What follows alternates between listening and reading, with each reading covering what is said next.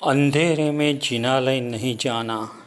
इनके लिए एक ऐसी बात आती है कि श्री कृष्ण महाराजा को सांब, पालक आदि कई पुत्रों थे और कृष्ण महाराजा के पास एक अश्वरत्न था। सांब ने भी कृष्ण महाराजा के पास वह अश्वरत्न की मांगनी की और पालक ने भी इस तरह से मांगनी की। तब कृष्ण महाराजा ने कहा कि जो कल सबसे पहले भगवान श्री नेमिनाथ को वंदन करेंगे उसको मैं ये अश्वरत्न दूंगा।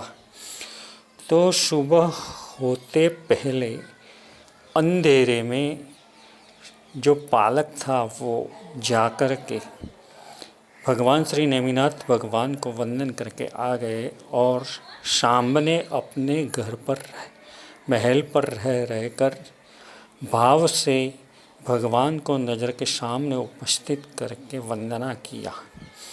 बाद में तुरंत आकर के पालक ने कृष्ण महाराजा को जब सूर्योदय जैसा हुआ उजाला जैसा हुआ आकर के कहा कि अश्वरत्न मुझे दो क्योंकि मैं वंदन करके आया हूँ। तब कृष्ण महाराजा ने कहा कि ऐसे नहीं, मैं भगवान श्री नेमिनाथ स्वामी को पूछूंगा, बाद में निर्णय करूंगा, बाद में दूंगा। तो भगवान श्री नेमिनाथ को पूछने पर भगवान ने बताया कि पालक ने मुझे वंदन किया मगर वो अंधेरे में आया था और अश्वरत्न की इच्छा से आया था, इसलिए उसने द्रव्य वंदन ही किया है। जबकि सांब ने अपने महल पर घर पर रह करके मुझे जो वंदना किया है वो भाव से वंदना किया है। यह सुन करके कृष्ण महाराजा ने अश्वरत्न सांब को दिया।